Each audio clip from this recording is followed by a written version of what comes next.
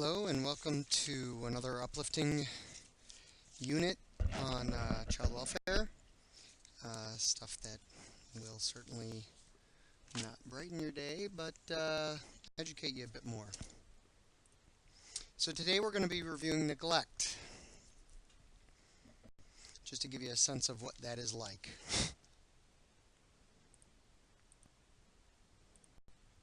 So, and I flew through those first two slides because those are going to be parts of the unit that you're going to be working on.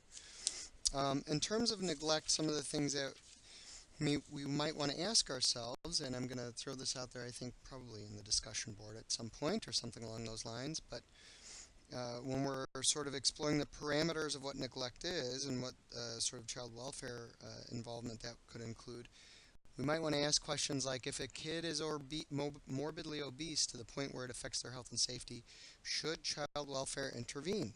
There are some cases that are popping up that have been popping up about intervening with these kids. And it's interesting to see how these sort of things take shape. What about the opposite?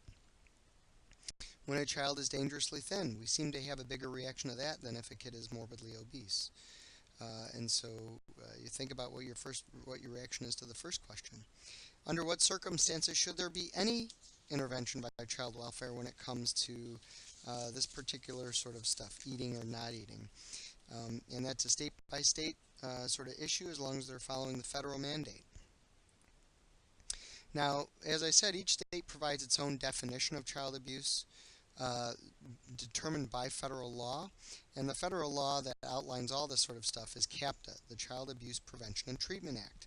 And it defines abuse and neglect at a minimum as any recent act or failure to act on the part of a parent or caretaker which results in death, serious physical or emotional harm, sexual abuse, or exploitation, or an act or failure to act which presents an imminent risk of serious harm. The Wisconsin definition, following along the lines of the federal definition, means failure, refusal, or inability of a parent, guardian, legal custodian, or other person exercising temporary or permanent control over a child for reasons other than poverty. That's a very important phrase to remember. Reasons other than poverty. To provide necessary care, food, clothing, medical or dental care, or shelter so as to seriously endanger the physical health of the child. Some of the things that we know, more than half of the children where calls came in were victims of neglect, meaning that somebody failed to provide for their basic needs. Uh, some of these include educational neglect, physical neglect, as well as emotional neglect, and we'll define what those are. In 2006, 1.25 million children in the United States were abused. So, some of the risk factors. On the family side, risk factors for neglect are certainly poverty, a lack of resources, depression, a single parent, particularly if there's a single parent and there's a paramour, that's more of an abuse issue, but a single parent is at risk. Parental mental illness, substance abuse, attachment problems, or domestic violence. On the societal or community side, lack of affordable housing, lack of community support, lack of informal supports, lack of social services or recreational activities, and lack of emergency resources. Again, flying through this will be a case that you'll find in the unit that we'll be talking about. So I'm going to fly through it. In terms of subtypes of neglect, we have physical neglect, and when we're talking about physical neglect, we're talking about failure to meet minimum physical standards, malnourishment, question mark next to obesity, because that's kind of becoming more of an issue in the legislature. It's kind of interesting how that's kind of popping up. Not providing appropriate shelter, not providing adequate supervision, if there's child endangerment or domestic violence. Emotional neglect is when there is a failure to meet emotional needs of the child. We'll get a little bit more specific in that as well. Medical neglect is when there's a failure to provide prescribed medical treatment. There can be some religious beliefs that walk the line between whether or not it's neglect, which may include delay seeking treatment. some of those religious beliefs we'll talk a little bit about as well. Mental health neglect is when there's a failure to comply with recommended psychological treatment. So these are other subtypes of neglect that you'll find. Culture and religion can carry both risk and protective factors. Think about what these could be. Think about, in some countries, the use of car seats. Some people don't believe, and not just, I shouldn't say in other countries, but some people don't believe in using car seats because they would like to have their child on their lap and they feel that the baby might feel abandoned. Some people feel that, if you have an illness, God will take care of it. It's meant to be or not, and only God will uh, make it better or not. And as a result, they will not seek medical treatment. Um, in fact, kind of along these lines, the Roman Catholic Archdiocese of Washington, D.C. stopped handling foster care and adoption because it refused to abide by the law, which, when same sex marriage was implemented, would require to consider same sex couples as potential parents. So, religion can impede uh, uh, business practices, it can impede um, treatment, culture and religion have both protective and risk factors involved. Here's an example of religion and medical neglect with Matthew Swan. At 16 months, he died of spinal meningitis. His parents were Christian scientists, and they didn't seek treatment immediately um, as they were praying, and they felt prayer would help him. So, when assessing what the practice is and how, if the practice will be of harm to the child, one of the things you have to first determine is what exactly is the practice. Is it safe? Is there any potential or actual harm involved? Is there any better option that is religiously or culturally sanctioned? Are there any harmful implications for deviating from the cultural practice? Have the child's basic needs not been met?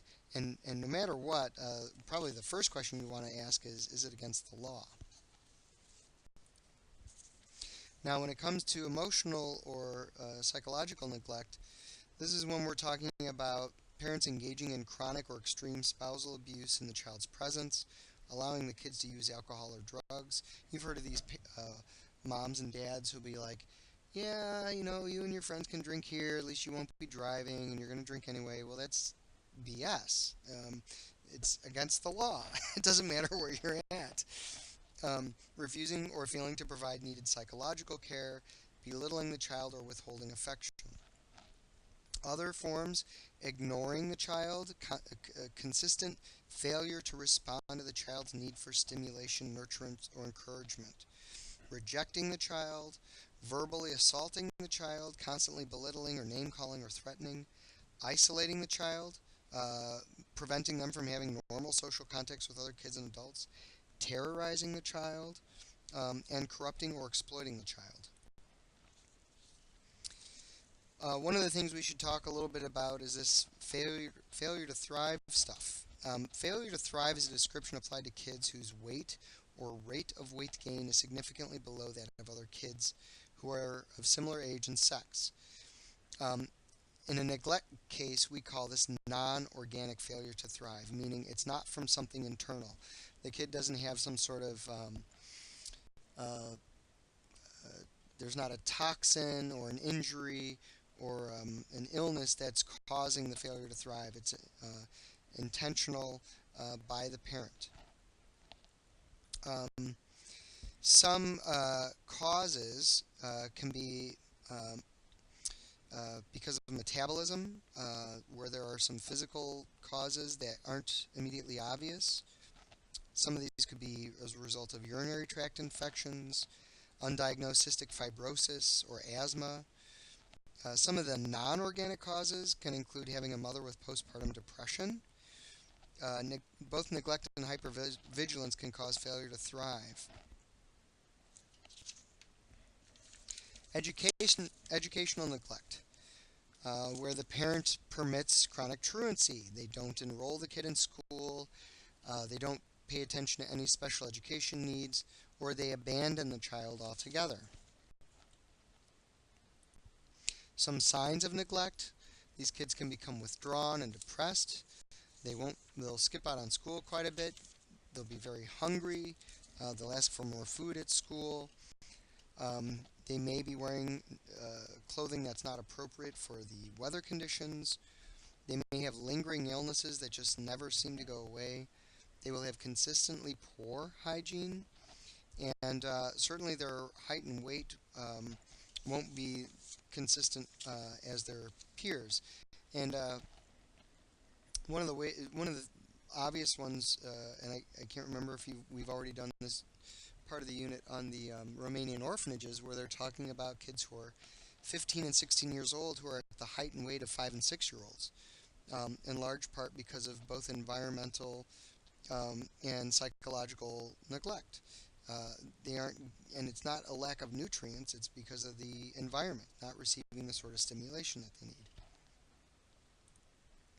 Some of the results include physical consequences like damage to the child's brain, which can have implications for cognitive delays or emotional difficulties. Oftentimes, we'll see these things manifest themselves as high risk behaviors. Depression and anxiety maybe make a person more likely to smoke or use drugs or overeat. High risk behaviors also can lead to long term physical health problems, such as sexually transmitted diseases, cancer, and obesity. Consequences of neglect during infancy: non organic failure to thrive, which we talked a little bit about, problems with attachment, poor muscle tone. They may have a flat, excuse me, or bald spot on the back of their head. They won't engage as much, lack of smiling or babbling. They may have other rashes or infections, and they won't have been cognitively stimulated. So you might find their IQ scores are not on par with their peer groups. These kids will also have problems with language, academics, making friends, keeping friends, and they also may have some traumatic symptoms related to trauma, hypervigilance, depression. As far as adolescents go, you may find these kids run away, they leave home early, they may stay to themselves quite a bit and not socialize at all. You'll find that they have higher expulsion and dropout rates, higher rates of delinquency, and also higher rates of psychiatric disorders. As adults, when they grow up, higher rates of sexually transmitted diseases. These are kids more likely to engage in risky sexual behavior. They have more psychological problems and problems with substances. Again, this sort of follows that ACEs study, the Adverse Childhood Experiences Scale. As they grow up, shorter lifespan, higher risk for life-threatening illnesses or injuries. Now, to give you an idea of what neglect can do to the brain, I mean, if this picture doesn't quite sum it up, I don't know what else can. These kids may have decreased brain and central nervous system structure and size. You'll certainly see problems with mood and anxiety, problems with cognition. You'll see that they look more like ADHD kids, so they'll have problems with impulse control, paying attention, focusing, retaining information, and all that sort of stuff.